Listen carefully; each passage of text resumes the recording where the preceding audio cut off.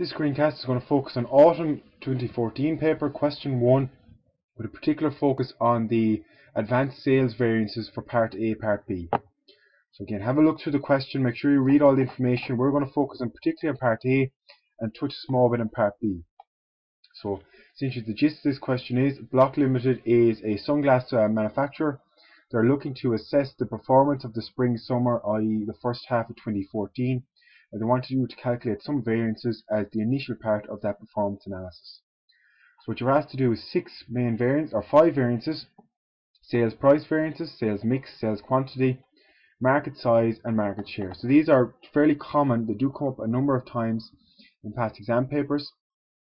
So one of the first things I'll show you is the reference in the book, chapter 14, page 571 to 578.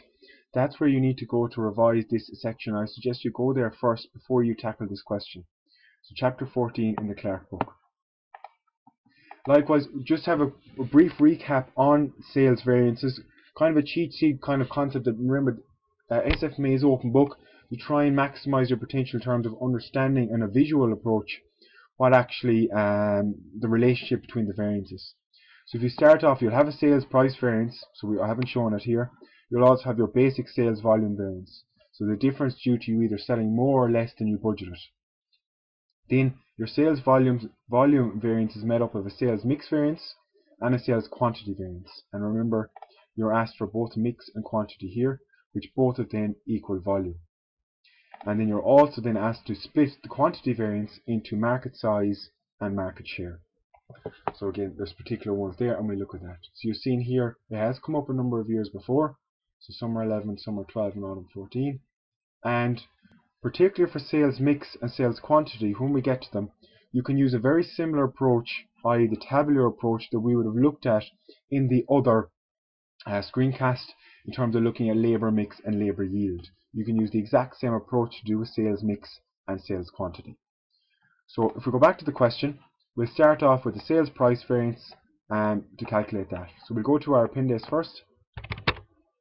So our appendices here, what we're given is 2014 spring-summer budgeted data, so total sales across the 3 products, and different costs, and a sales price. And then we're also given actual data, so number of units, different costs, and a sales price. So the first thing we need to do across each of the products, each of the sunglass types, is sales price variance. So sales price variance. And essentially, it's important to understand in English what you're trying to do here. You're comparing, for the number of units that you sold, was the sales price you made higher or lower than budgeted? Okay. So for example, in optic, you thought you were going to sell at 450, i.e. the budgeted sales price. You actually sold for 500.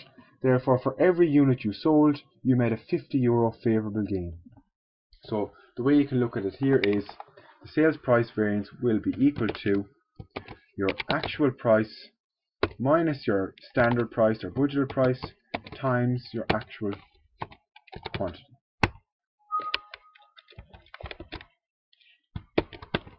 Alternatively, some people like to do AQ times AP and compare that to AQ times SP.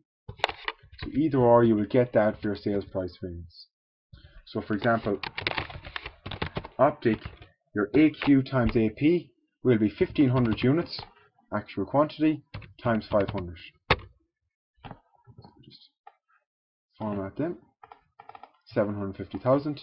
And your AQ, which is 1500 units, times your standard price, which is your budgeted price, 450. So the difference then of 75,000. And again, always be careful and make sure you are disciplined to write down whether it's favourable or unfavourable. In this case, you sold for more than you expected. It is favourable. Right? So, and the shorter way of looking at it, if you wanted to say, is you made €50 on every unit and you sold 1500 units. So €50 extra than more than expected times 1500 will also get you to 75,000. Just make sure you're comfortable at which way you want to go about it. Similar approach for clear. Actual number of units, 6,000, times the actual price, 215. Actual number of units, 6,000 times the standard price, which is 250, giving you 1,500. And the difference there is 210,000. And you can ask yourself now, understand, is my sales price bigger or less than what I expected it to be? I thought it would be 250. It is 215. Remember, you're not worried about volume here. This is only about the price. So this is adverse. You sold at 215, so i.e. it was 35 euro less, times the number of units sold, again gets you to 210,000. So you can come at it either way. Both are acceptable as long as you're clear to the examiner how you got your answer. The final one, view, similar approach, 4,000 units times 325, or 4,000 units times 350. So you can see 325 here and 350 here. The difference there is 100,000. And again, ask yourself, is it adverse or is it favourable? Well, you thought you'd sell for 350, you only sold for 325, therefore adverse. So you essentially made a loss of 25 euro a unit sold, or less than expected. Not a loss, but less than expected. Therefore, that's the 100,000. So all them two methods of going about the sales price variance.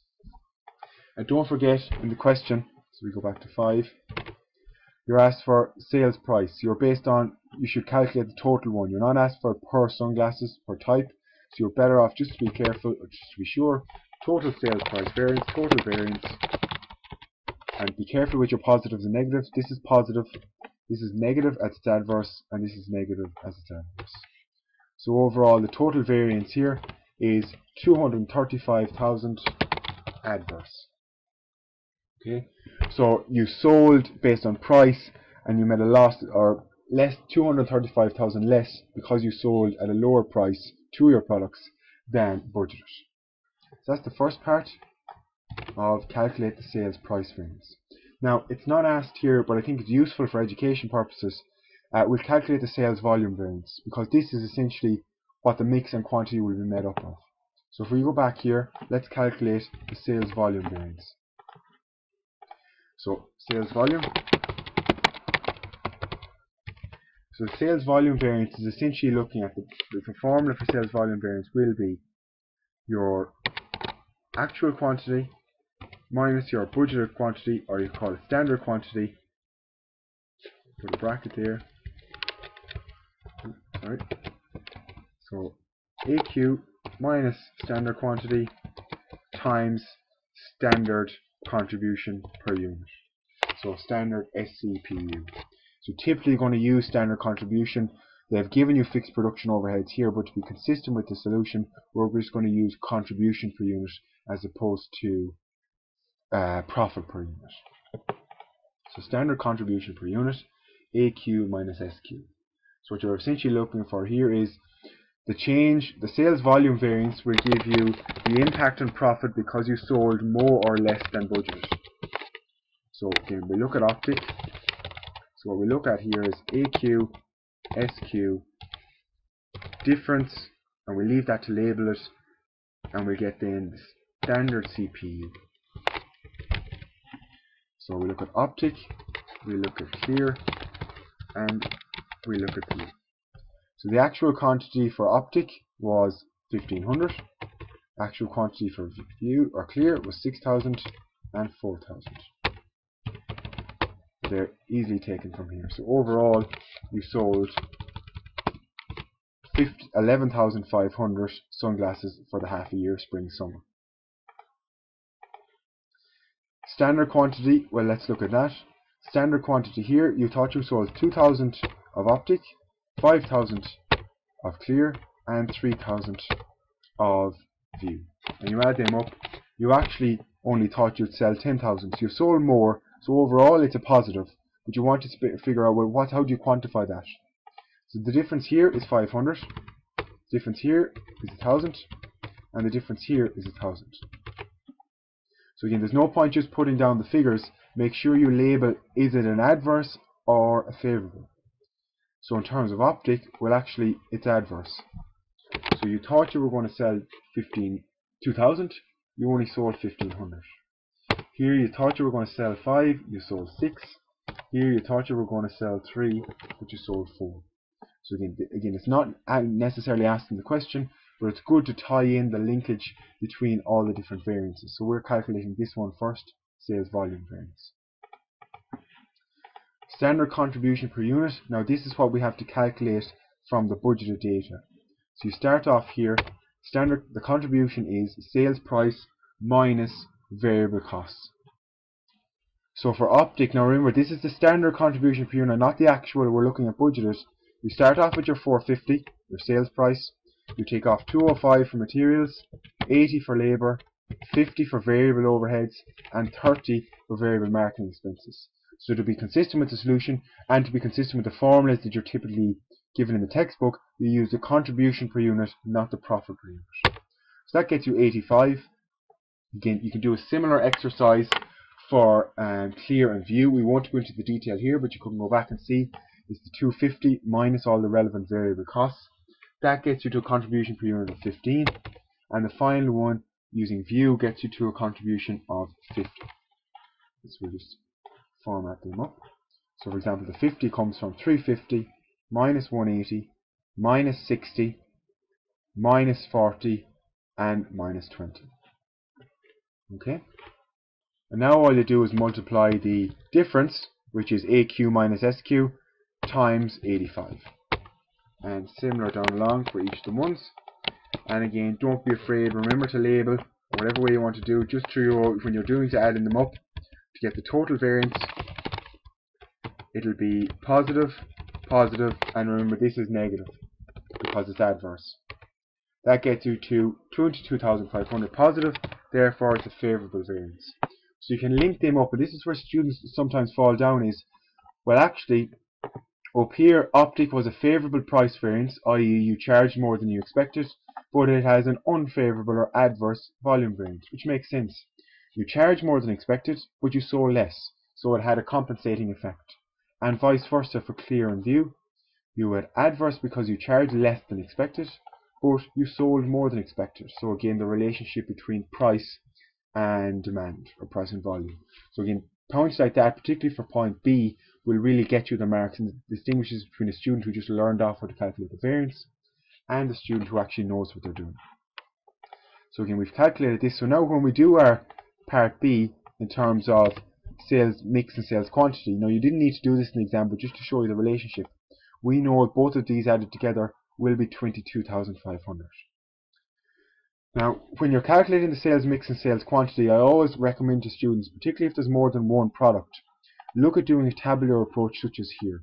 So I would have covered this off when we looked at mix and yield. You can look at mix and yield in terms of materials and labour, but also you can use it for sales mix and sales quantity. Same approach, use AQAN, which essentially here is actual quantity, actual mix. Compare that to actual quantity, standard mix. The difference, and instead of price or rate, you will use here standard contribution per unit, so as we've used before, to calculate your variance. So use the tabular approach as we looked at before for both sales mix and sales quantity. Okay, so let's use it here in terms of calculating the sales mix. I'll bring up the information. So what we're going to look at first is the sales mix variance. So do up your table. Firstly, you're going to have AQAM, so actual quantity, actual mix, and then actual quantity, standard mix. So the quantity stays the same, you're just worried about the mix here. Then you do difference, standard contribution per unit, and finally then variance. So see, very similar approach. Once you have a structured approach, it's easy to follow and the examiner understands what you're doing.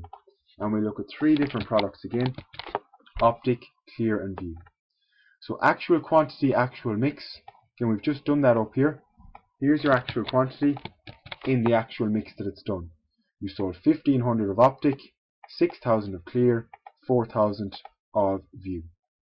This is a bit tricky, you need to be careful here. Actual quantity, standard mix. So the total will still be 11,500, but you now need to use the standard mix, i.e. the budgeted sales mix. And your budgeted sales mix was sell 10,000 units in the ratio of 2:5:3. So based on a standard mix of 2:5:3, we then use that ratio based on the actual quantity. So 11,500 times 0.2, 11,500 times 0.5, and 11,500 times 0.3. So again, overall, we still have the same quantity, actual quantity, but with two different mixes, the actual mix and the standard mix. And then we take the difference, so it's 800, 250, and final difference here will be 550. So we'll just bring these over a second. Now again, get in the discipline, labeling whether it's adverse or whether it's favorable. Well, in terms of here, you thought you were going to sell 2,300. You would have expected to sell 2,300 based on standard mix. You only sold 1,500, therefore it's adverse. Likewise here, or sorry, difference here, should I say, you would have expected to sell 5,750 based on the standard mix. You actually sold 6,000. And similar here, you sold 5,000 or 550 more than you would have expected based on the standard mix. The contribution per unit doesn't change, it's the standard one as before, the budgeted one we calculated up here. So you do the difference times the contribution per unit for each one. And again, don't forget to bring across your label as well, whether it's adverse or whether it's favorable. And by adding them up, so be careful with your favorables and your negative for adverse, it gets you to a negative 300 or 36,750, which of course will be an adverse variance. So overall, because you changed your sales mix, you sold less of optic, which was the more profitable one, and you sold more of clear in view, which based on contribution per unit are less profitable. So overall, a negative impact, leaving a negative variance of 36,750. So taking a very similar approach for sales quantity, we're now going to use a similar table, standard quantity, standard mix, actual quantity, standard mix. So you'll see now we're keeping the mix the same, i.e. standard, and we're changing the quantity. So that's sales quantity. So we'll use optic, clear and view again. And this one here, we'll just use before, standard quantity, standard mix, actual quantity, standard mix. And again you'll have difference, that'll be the label, S, CPU, and finally variance. So we have standard quantity, standard mix we can take from the table. We know standard quantity, standard mix is 2,000 optic, i.e. the budget, 5,000 and 3,000. And adding them up together means you have 10,000, which is the standard quantity. So that's good. In terms of actual quantity, standard mix, again, don't reinvent the wheel. We have it done already. So we'll bring that down. So it's 2,300. So you see here the mix still says the same. This is 2:5:3 based on the total. This is 2:5:3. So the mix stays the same. We're only now comparing quantities. Difference here, 300, 750, 450. So overall, there's an additional 1,500 units sold, which is obviously positive. We want to split that between each of them. So again, don't forget to label. Here, we sold more than we expected, therefore it's a favorable. Similar to here, similar to here. So you can always get that discipline labeling, is it a favorable or adverse. The contribution per unit says the same. You always use budgeted, because remember up here, sales quantity, this is all to do with, nothing to do with price. Price is a separate completely one here, which you've already calculated. That deals with actual price. You are always using standard price here, or standard contribution per unit. So based on that then, we multiply out 85 times the difference, and similar for each of them. And don't forget to bring across your label. You now know each of them are a favorable variance. And adding them up gives us a favorable variance overall, just put a label around that, of 59,250. So although the mix was adverse, overall you sold more goods than you expected, giving you a positive variance, a positive sales quantity variance. And note what we said already based on here, that the sales mix and sales quantity should equal the sales volume. So if we go back, we calculated before. Now we didn't need to, but just for total, we said the sales volume variance is 22,500. Now if we add up a negative 36750 plus 59250, we get the same. So it's consistent and it's agreed. It's a good sense check. You may not have to do it, but again, we're just rounding out the thing to show the relationships. So if we go back to the question 5, we had sales mix, sales quantity done already. Now we're on to market size, market share. So what this is, it's breaking down the sales quantity further and saying, well, what is driving that movement in the number of sales made? Is it to do with the market itself being bigger or smaller, i.e. overall market size, so your market size variance, or is it your market share? So is it to do with the fact that, well, the market may not have changed, but you either are selling more than your competitors or less than your competitors. So what I might do is snip that, just so we'll have it. Let's just bring this with us, and we'll put it in our Excel. So we have that there when we're looking through it. But we know the relationship now. The market size, market share should equal the sales quantity variance. So let's go down to the information that we're given. So for the market size, we want to figure out, well, what was the actual size of the market minus the budgeted size. So we'll say actual size,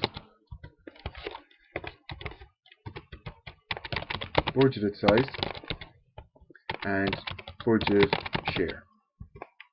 We'll use the difference here as well. And we'll finally then put in the contribution per unit, standard contribution per unit.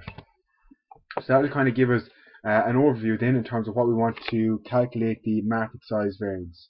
So again, put in your 3 types of sunglasses and then populate in the relevant information. So the actual size of the optic market, you're told here, was 15,000.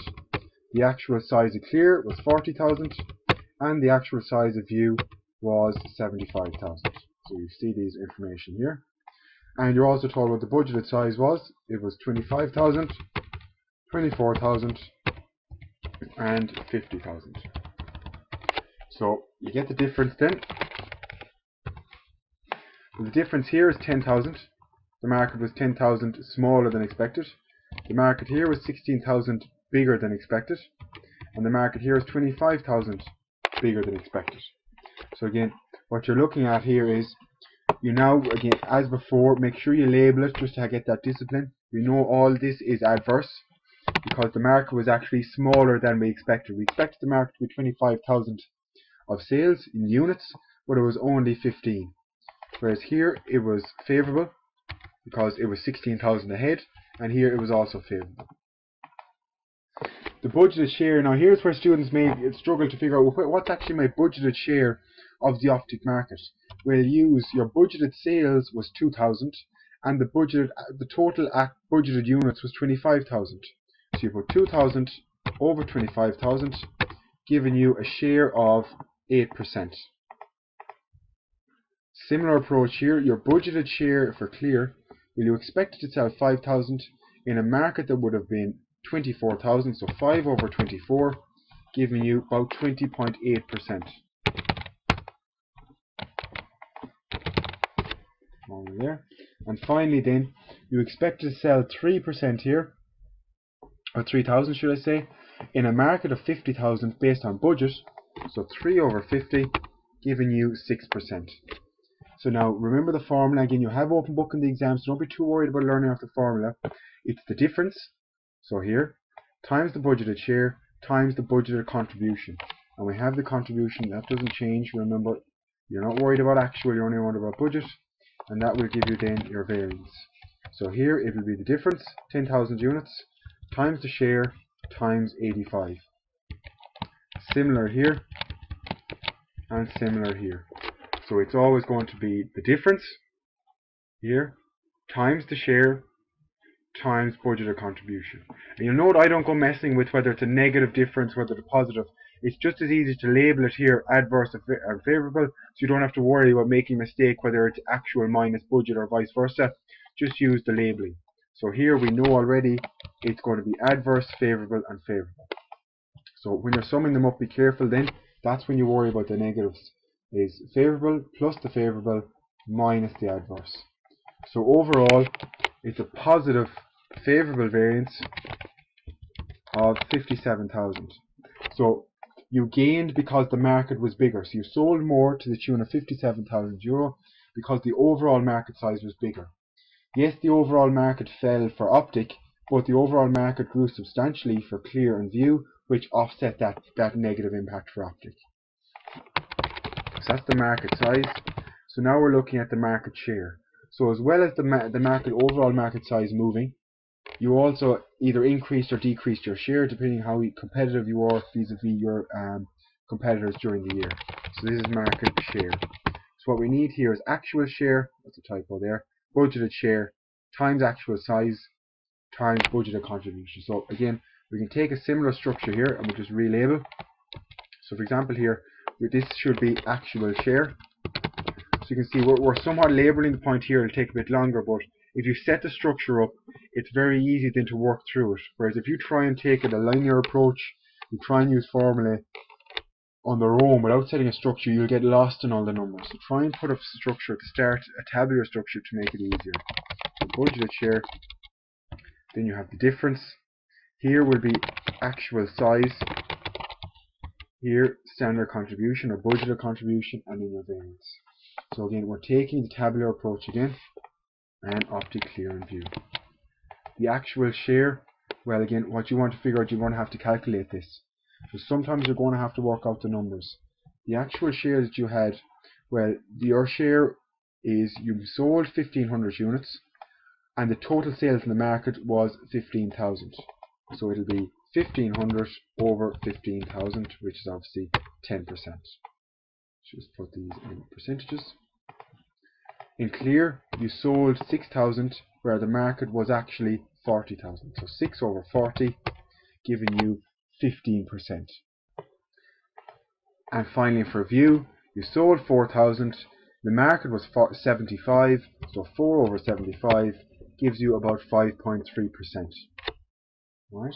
And again, remember you'll have work done already, so a lot of the common thread here is if your variance is calculated already, make sure to use that information. Don't be doubling up on the work that you need to do. We've already the budgeted share done out from the market size, so you can utilize that and again save time, because you will be under time pressure in the day of the exam. So you have saved. So that's your information there in terms of your budgeted share. Now take the difference. The difference here is 2%. So just put these down here. The difference here is 5.8%. So we'll just take the small one. So again, I'm not too worried about. I'll always leave it in positive numbers because I'll label it then whether it's adverse or favourable. So it just makes it easier to work with. And here then it's obviously about 0.7 of a difference. So you use these differences. You then use the actual size of the market. Again, we'll have this done already. There's no need to repeat the work. So you bring down the actual size for your market size calculations. You already have the standard contribution per unit. And then all you're doing is the difference, which is these column here. We just separated it out. The actual size times the contribution. So the difference times the actual size times the contribution. Now one thing we forgot to do here is to label, so we may go back just to make sure we have the discipline. In here, is it positive or negative? Where we thought we'd only have an 8% share, we actually had a 10%, so it's favourable. Here, we thought we were going to have about a fifth of the market, 20.8%. Turns out we'd only 15%, therefore it's adverse. Similar to optic here, we thought we were going to, similar to clear, we thought we were going to have 6% of the market, we actually only have 5.3%. Therefore it's adverse. So instead of using negative figures, I just label them, makes it clear. So again, of course, these labels will follow through. Because whatever it's here, it's going to be at the back end. And then just be careful when you're adding them up. Favourable is positive, and then adverse will be negative to get the total. And the total then, of course, is adverse, 34,500. So that is your market share, and that is your market size. So whereas the company has benefited overall from an increase in the overall market size, they have their market share has fallen to the extent that it has removed profits or contribution for 34,500.